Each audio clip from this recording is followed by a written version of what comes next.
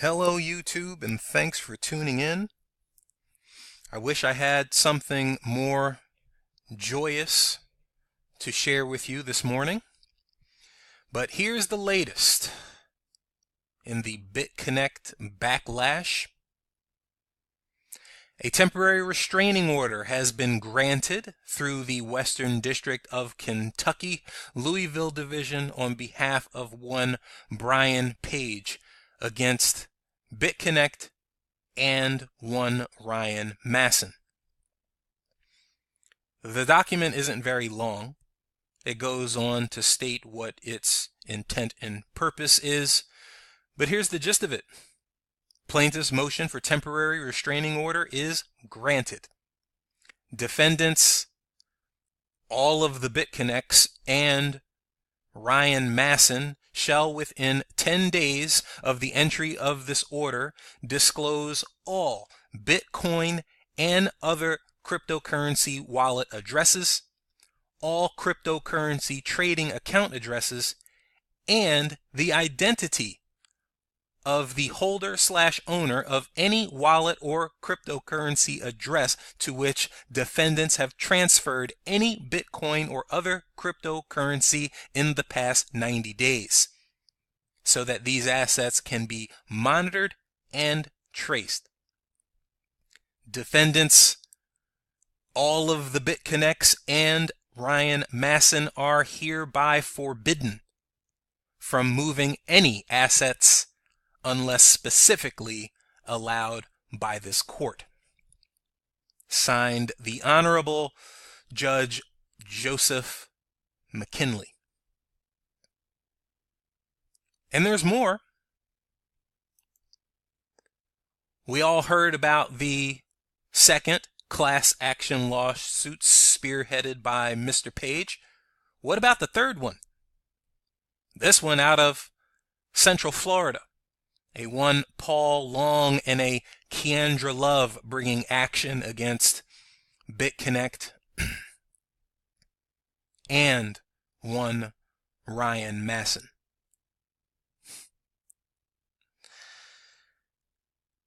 I was asked to speak out about this, and I had just moved on. But I cannot express how saddened I am by all of this. I have watched this space transform right before my eyes. I cannot tell you how much in the past year this space has changed. A year ago, there was no concern of governments, lawsuits, death threats.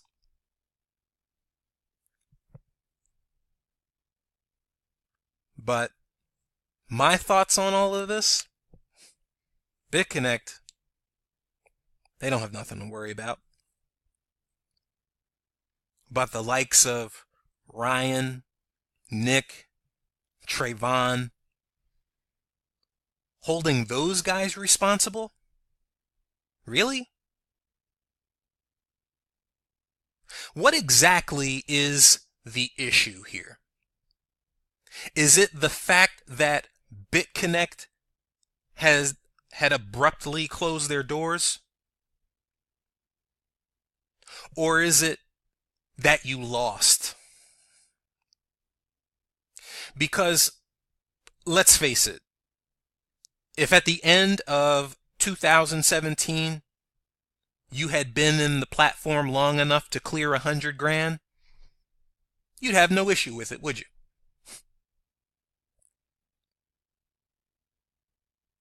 The only thing that Ryan, Nick, Trevon, Craig, and all those guys are guilty of is making themselves easy targets. I'm seeing, when I go over these documents, I'm seeing a lot of the same verbiage, right? They guaranteed this. They didn't fulfill their promise on that. They misrepresented the other thing. How? What exactly did they misrepresent? They did a product review and posted it on YouTube.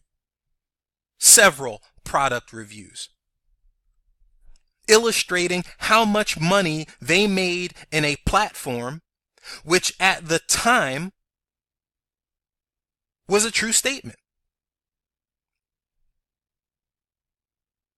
There was no one ever implied, promised, or guaranteed that their results would be passed on to you. That's not even possible. But that's what you hoped, isn't it? You saw their videos and said, "Oh, I want to be like him." You took a shot and it didn't work out. So you want to blame the ones that it did work out for,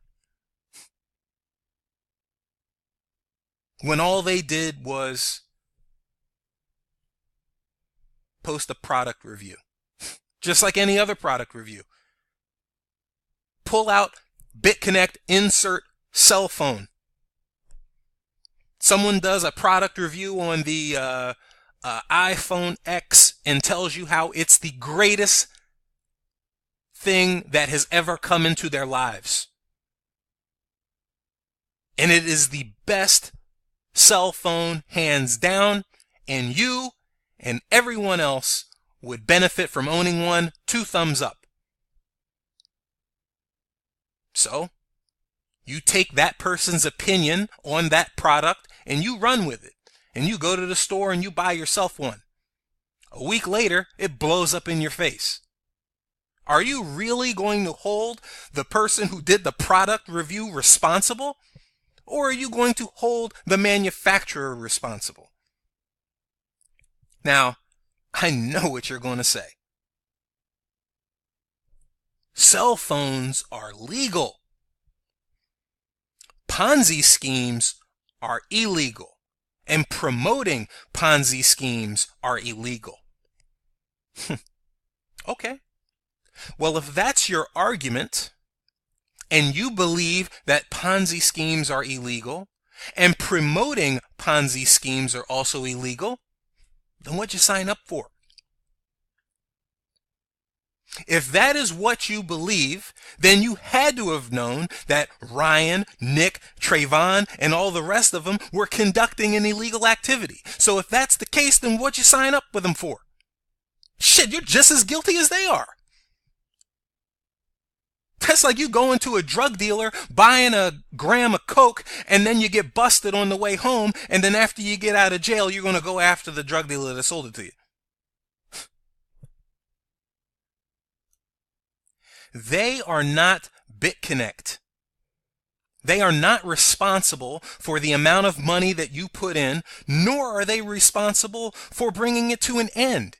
If you want to be mad at somebody, if you want to go after somebody, then go after the person or persons responsible who actually made the decision to bring it to an end. Because if you think that Trevon and Nick were in that room when they decided, hey, shut it down, come on.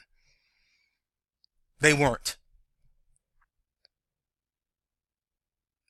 You know who's responsible for bringing BitConnect to an end? You want to know who's responsible for you losing your money? It's all of those BitConnect haters that made channels dedicated to spreading the awareness of how it was a Ponzi scheme, don't get involved, it's doomed, it's bound to collapse, yada yada. I don't even know what their names are. But go ahead and look. I'm sure their videos are still up. They're the ones that are responsible for your loss because it was their actions that brought BitConnect to an end. Their videos that they were so passionate about, didn't work. The more videos they made, the more doctored up evidence they came up with, the more people were joining. And it was really pissing them off. So, as a last-ditch effort, what do? They go to the government and file a complaint with the SEC in Texas, and what was the other one? North Carolina? Hey, this is what's going on behind your back in the world of Bitcoin. So, they did their jobs. They issued a temporary cease and desist. BitConnect got wind of it, and they peed themselves. Because I promise you that that complaint was not filed by anyone that was involved in the program. And if that hadn't have happened, BitConnect would still be running right now, and everyone would still be enjoying the way of life that BitConnect had provided for a lot of people. But all this lawsuits and class action stuff, you think that's going to get your money back? Sorry, but your money is gone. Let me tell you something about class action lawsuits. You know who comes out the winner? The lawyers. And the more people that you get involved in your class action, the smaller your cut is going to be. But the first rule of thumb when it comes to filing a lawsuit is that you want to make sure the person you are suing has what it is that you're trying to get. So at the end of the day, you have a few hundred people claiming, I don't know, $5 million in damages. How much of that do you think you're really going to see?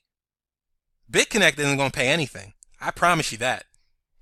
And if you end up getting Ryan or Nick or Trevon in a courtroom, which is not likely, but if that happens, furthermore, getting the judgment awarded to you is even more unlikely. But even if you did, you're trying to sue somebody for an amount of money that they don't have. So what's the point? Take your loss like a man. Because you don't have a choice. Because you're not getting your money back. This is actually costing you more money.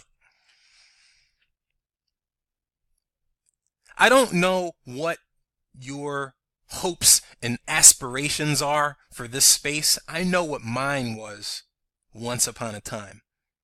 But that is quickly unraveling. This kind of stuff has got to come to an end. And if you can't take the potential consequences of doing business in this space, then just don't do it. It's simple as that. But if you've got a kid that is excited about something and he wants to share it with the masses, we're going to make that a crime all of a sudden?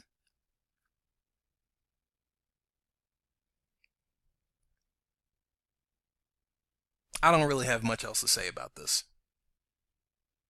Oh, I can't wait to see the comments section on this one. But anyway, that's all I got. Thanks for tuning in. God bless.